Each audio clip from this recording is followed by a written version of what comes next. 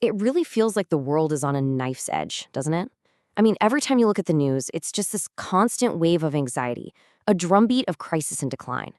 It's so easy to feel like we're all headed for some kind of collapse.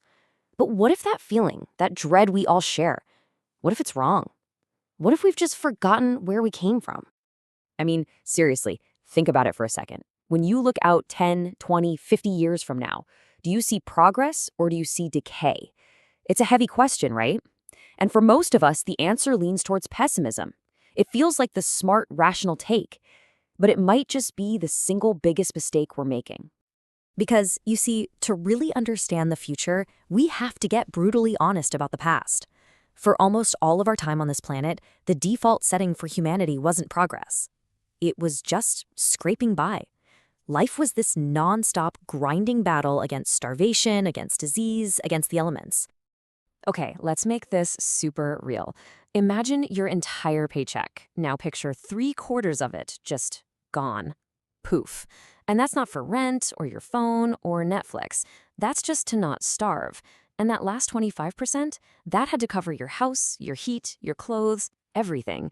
This wasn't some ancient history. This was normal for most people just a few centuries ago.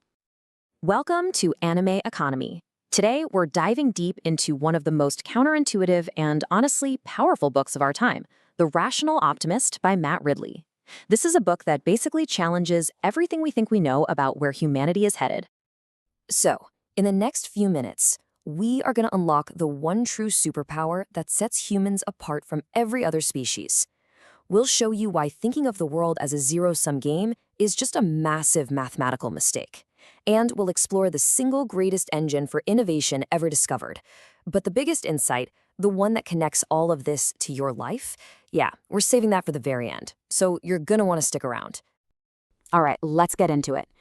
To even begin to appreciate the world we live in, we have to face that grim reality of what Ridley calls humanity's default state, a world of total, back-breaking self-sufficiency. Just look at these two realities. On the left, that's a life where you are on your own. Every calorie you eat, every drop of water you drink, every piece of clothing, it all comes from your own two hands. Now look at the right. That's your world. Before you were even done with breakfast this morning, you tapped into the labor of literally millions of people across the globe. The coffee from Colombia, the wheat from Kansas, the silicon in your phone from Taiwan. You, right now, have more people working for you than King Louis XIV ever did. And this brings us to Ridley's first absolutely critical point. That whole romantic idea of being self-sufficient, living off the grid, that isn't freedom. That's just another word for poverty. It's the ultimate trap, because when you have to do everything yourself, you can never get truly great at any one thing. So if self-sufficiency is the cage, what's the key? Well, this is where humanity stumbled upon its secret power-up. It wasn't a bigger brain or sharper teeth. It was an idea. The simple, revolutionary idea of exchange. Let's break this down with a quick story. You've got Adam who hunts and Oz who fishes. On their own, they just get by. But then one day, they meet and they trade. Right away, both of their lives get better. But then the real magic kicks in. Adam realizes he's actually better at making tools, so he focuses on crafting amazing fish hooks. Oz, with these new and improved hooks, goes all in on fishing. They trade hooks for fish and boom. Suddenly, they're not just surviving, they're thriving. They're more productive and they've created something totally new, free time. This is the birth of specialization. And when you scale that little idea up to millions and then billions of people, you get what Ridley calls the collective brain. It's this stunning idea that our progress isn't stored in any one person's head. I mean, nobody knows how to build a smartphone from scratch, right? From mining the minerals to coding the OS. But the network, our interconnected web of specialists, it knows. Our species' real genius isn't in our skulls, it's spread out between us, connected by trade. The classic essay, I, Pencil, just nails this idea.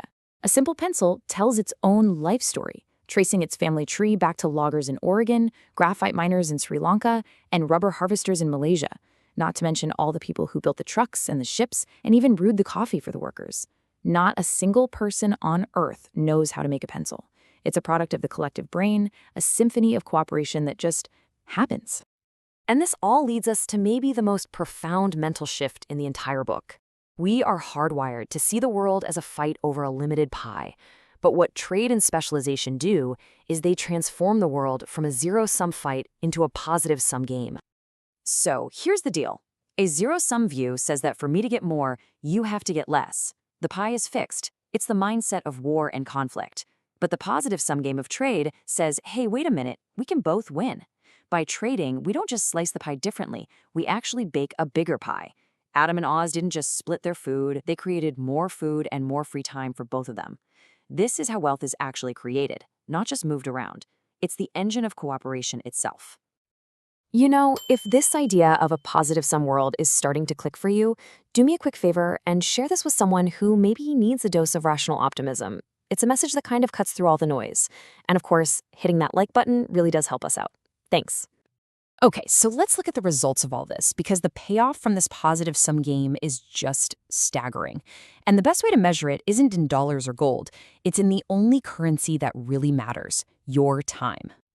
This slide just reframes everything. Forget money for a second. Think about how long you'd have to work just to get 1 hour of light to read a book. In ancient Babylon, over 50 hours of your labor. In 1800, with a candle, it was still 6 hours. But then, the collective brain kicked into high gear. By 1950, it was 8 seconds. And today, with an LED, it costs you less than half a second of work. We haven't just gotten richer. We've become literal time lords. And what have we done with all that time we saved? We bought the one thing that matters more than anything: more time, more life. This chart isn't just a line going up. It's the story of billions of people getting to spend more decades with their families, to chase their dreams, to contribute. Doubling the average global life expectancy in a little over a century, that might be the single greatest human achievement ever. And this is a perfect example of how we did it. We conquered things that had terrorized humanity forever. Look at this chart. Diseases like typhoid and dysentery used to be common ways to die. Now, they've been basically wiped out in developed nations. That wasn't an accident. That was the collective brain at work. Engineers, scientists, plumbers, all specializing and working together to save millions of lives. And if you need one last example of this magic, check out the toaster challenge. This artist tried to build a simple toaster from scratch. He had to mine his own iron, create his own plastic. It took months, cost a fortune, and the thing he made barely worked. Meanwhile, you can go buy a way better one for less than an hour of minimum wage work. That huge gap between his effort and yours, that's the collective brain, delivered right to your kitchen. So we've seen where we came from, and we've seen the engine that got us here. But this isn't just a history lesson.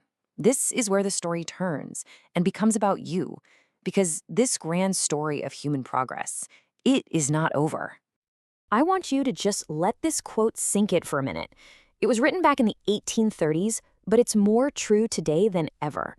Progress isn't some top-down thing from kings or presidents. It bubbles up from the bottom. It's the sum total of billions of people like you and me, creating and trading and building things up faster than the world can tear them down. And this right here, this is the big secret I promised you. That thing you do every day, going to work, it's not just about paying bills. When you specialize, whether you're a coder, a carpenter, a nurse, or an artist, you are adding your unique knowledge to the collective brain. Every time you provide a service that saves someone else time, you are actively participating in this incredible, thousands of years long story. You are writing the next chapter of human progress. So I'll leave you with this question. The story of humanity is the story of creating time. Time to live longer, healthier, more creative lives. Knowing that, how will you use the time that has been gifted to you by billions who came before? How will you specialize and exchange to create even more time for those who come after? I'd genuinely love to hear your thoughts in the comments down below. Thanks so much for hanging out for this one. Here at Animeconomy, we turn economics, politics, and power dynamics into clear, visual stories so you can understand how the world really works. If that sounds good to you, please consider subscribing. There's a link in the description if you want to grab a copy of The Rational Optimist and go even deeper. Thanks again for watching. See you in the next video.